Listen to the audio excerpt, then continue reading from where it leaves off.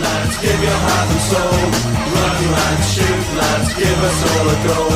Run lads, shoot lads, you can do it yet. Come on Newport County, oh, bang it in the net.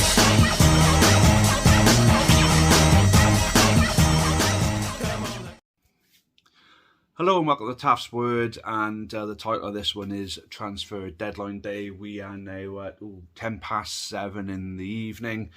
In this transfer deadline, we've made 3 signings. To be honest with you, a couple of postponements have been a bit of a blessing in disguise, I think. I mean, we've had Hartlepool postponed. Hartlepool away has been postponed.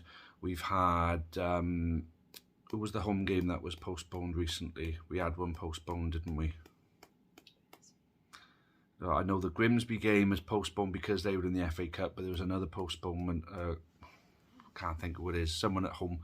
I don't know why, I just can't think at the moment. My head's all over the place. But no, I can't think. But we did have a home postponement. Wimbledon was the one. So that's 3 games postponed where we can now play those games with a stronger squad. Now, we've made 3 signings, and at the beginning... So for halfway through the transfer window, we've made no signings, and all the teams below us were making signings, and as per usual, the Newport County faithful were starting to panic and blow out their arse. Oh no, we're going to get relegated because we're not signing anyone. I mean, come on.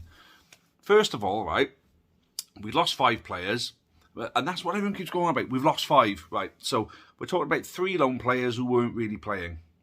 And the one of them who was playing looked great with Nevers, looked great to start with, just fizzled out.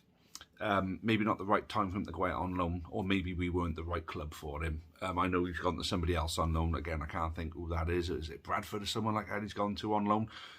Look, at the end of the day, he may be a success there, it just didn't work out with us. Then obviously Dolan, who everyone was moaning about all the time. I was sad to see the back of Matty Dolan, to be honest with you, and Robbie Wilmot, of course, as well. 2 really good guys, 2 loyal servants of Newport County. And, yeah, you know, it's football. They're out the door on loan. Matty has apparently agreed a pre-contract with Hartlepool to sign with them at the end of the season anyway. So good luck to Matty. Really good guy. Always got on really well with Matty. And, of course, the same with Robbie. Always got on really well with Robbie. Again, you know, I'd have liked to have seen him play a little bit more, but the systems that we've been accustomed to, because wing back, defensively, you can't really use Robbie, but in a wing position where he's going to get the ball at the box on a regular basis, yes, you can. But the thing is, Robbie would be behind on the pecking order with the likes of Cameron Norman in front of him on the right side. But if there was a way that we could play a wing system, Robbie could have figured in that, because his balls into the box would have been absolutely second to none. But it's just how it's worked out. We've tried him out in central midfield. Sometimes he's looked good, sometimes he haven't. It's just a shame, really. But the 5 out the door are players that weren't really figuring in the first team anyway. So that just makes us light on the squad itself. But the one thing Graham Coughlin said, and the one thing I was reiterating the whole time, was that I want us to sign players, but we don't have a great history of signing any good players in January. We've not made many good January transfer signings over the last few years, for the exception of a few, but I can't think of any off the top of my head. Some people mentioned, no, there was a few. I mean, the only time I can ever remember a really, really good January signing was like Christian Jolly in our promotion season. You know, there will be a few others, but you know, obviously the Great Escape season, we made some good ones that helped keep us up. But we're not in a Great Escape situation right now. We're 5 points clear of the drop. The 2 teams in the bottom 2, we've got 2 games in handover as well. And as far as performances are concerned, well, I mean, Carlisle away, we missed some chances. You know, and we were unlucky to concede the goals that we did. It was a very even game against a team that are doing very well at the moment. And you look at all the other games that we played of late, like home to Leyton Orient, home to Crawley, and what was the other one? There was 2 at home, and there was 1 away where we had some awful Rochdale away where we drew. So we got 3 points out of those games where we probably could have won all 3 of them if the officiating was better. So that's potentially another 6 points that we've missed out on. Let's just say 2 out of the 3 we'd have got the wins in. I think the Crawley game, we probably could have got the win if we'd have got the penalty at the end that we should have had for the handball. The Leyton Orient game, I think we win that game if they were punished for taking down Omar Bogle when he was through on goal. There was a number of different things. We were getting called offside when we weren't against them, and the Rochdale one, their opening goal was as clear as you want, a handball. How the referee missed that, or whether he wanted to see it or not, you know, you'd have to ask him. But so there's 6 points gone. Let's just say we got all of them. Would relegation be a worry? No. We'd be talking about a late playoff surge, and that is on the back of refereeing decisions, not on the back of performances that should be making you feel that we're in a position where we could get relegated. I'm not being funny, but you look at the teams in and around us and below us. We've played against them this season, and they're not better than us. They're not, however many points, basically the ones who were above us, the likes of Colchester and Crawley, I think we're a few points away from them. I think we're worthy of gaining ground on them and getting above them. The teams who are below us, the likes of Harrogate, the likes of Rochdale, Hartlepool, Gillingham, they're not, however many points they are behind us, they're not that many points better than us. If anything, we're 5 or 6 points for the rest of the season better than them, going on to, like, you know, the ones who are down in the bottom end, 10 to 12 points better than them. We are going to pull away from the relegation, and that would have been with or without signings, to be honest with you, because there is enough quality in our squad to pull away. Why people were starting to flap about relegation? Yeah, the thought of it, because mathematically we're close to it at the moment, but the thought of relegation scares people because of how bloody hard it was to get our Football League status, and how much more difficult it would be for us if we did go down to get back up again. Personally, if the worst did happen, it's not going to, but if for some reason it did, if the worst did happen, then, well, I don't see us really ever getting back up, because there's too many, you know, unless we're going to do a Salford, Forest Green or Wrexham and have a benefactor, where, to be honest with you, I'd rather do it because we've managed to put a good squad together, you know, ourselves within a budget, and we get promoted that way, because I wouldn't want to have, you know, the overlook from the rest of the field looking at us thinking, oh, we're only there because you can afford all the best players. I mean, surely that's got to be a thought in the process of the likes of Wrexham, Salford and Forest Green over the years, you know, that they've only got promoted because they spent all the money. When you look at the likes of, you know, other champions from the National League who did it on the back of hard work and putting a good squad together and having a good manager, putting the good mix and everything like that. The likes of Cambridge, the likes of Cheltenham, the likes of Bristol Rovers, the likes of Sutton, you know, no benefactor, just running a good football club, no advantage.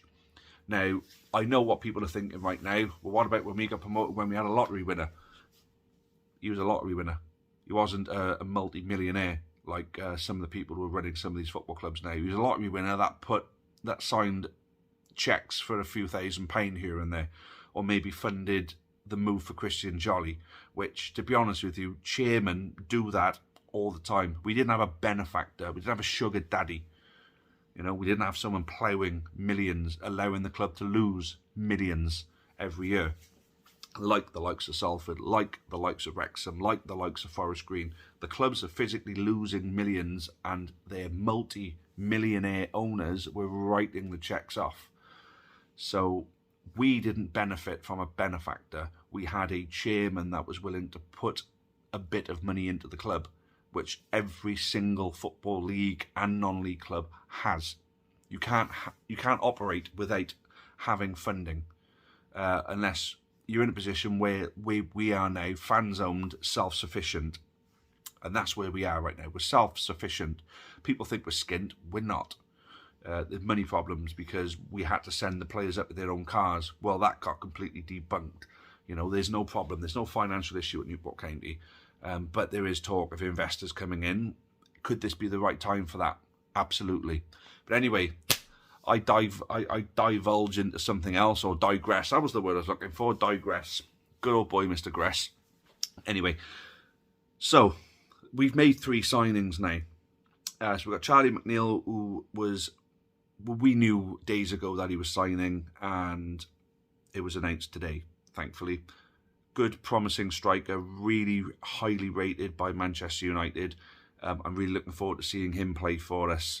Now, I don't know why. Oh, my God, why has his name escaped me? The Stoke defender, why has his name escaped me? And I tell you what, the Port Vale midfielder, Charsley. So Harry Charsley. And I know the club put a Prince Harry reference for that. I thought that was poor, to be honest with you. But, you know, they can't get it right all the time. I've got to be fair, the club's media team are pretty damn good. But Charsley comes with some pedigree in League Two, got promoted with Port Vale. Their fans were basically saying that we've got a cracking player. Didn't have the best of times of it at Mansfield, but he played under the gaffer, so he knows the gaffer well. So, you know, there's promise to come from these players. Now, the one thing about signing that defender from Stoke, sorry I can't remember his name, it was in my head before I started this video. I don't like to write things down because I don't feel like I speak my true mind when I got a script in front of me. Right, so this boy from Stoke, it turns out that he was signed because of injury worries. Now, that's a worry, but not as big of a worry as people talking about the likes of Mickey Demetriou or Priestley Ferguson going out the door. Now, as of, well, it's now 7:20, there's no word of any defenders going out the door, or any of our players going out the door, which is good to know. I know a few people would have liked to see Omar Bogle go out the door, but me personally, I think there's more to come from Mr. Bogle. I think he's got a point to prove, and the second half of the season, he's got that chance, I think, especially with a new midfielder coming in who may be able to set him up with a few goals. Who knows? A new strike partner to set him up. Let's see. Let's see. But will Omar start? Will it be Zanzala and McNeil playing up front? Personally, I'd like to see that. Omar should earn his way back into the team then. And as long as he trains well and takes his chances off the bench, then why not? That's the whole point of football. It's meant to be a competitive thing, but internally as well. You know, there's always going to be competition for places in the modern day game. So let's see what the rest of the season brings. Now, there's no talk of promotion, and I'm not going to get carried away with promotion. We're not in any cup competitions. Let's bang on and have a really good second half of the season now. 3 recruits, and like I said, Graham has done it right. I haven't gone out and panic bought and just to fill the squad with players, just to increase, you know, the challenges for places. He's brought in what looks like 3 quality players that will actually physically bring something new and good. You know, they will improve our squad, not just, you know, quality over quantity is very much the essence of this January transfer window. And let's hope that we've broken that mould of making poor signings. Let's see. Anyway, I've bimbled on for long enough. I'll leave you all to it now. Thanks all for watching. And again, as always, like, comment, subscribe if you haven't done so. Leave something in the comments for me. What do you want me to cover? If I've got suggestions to follow up on, I'll put more videos out. Simple as. And keep an eye out. Amber Talk, the vidcast, will be making a return at some point. Hopefully this week. We'll see. It could be a deadline, a January transfer window roundup between me and the boys. So let's see what we can do on that. Thanks for watching all. Cheerio for now, and as always, up the county.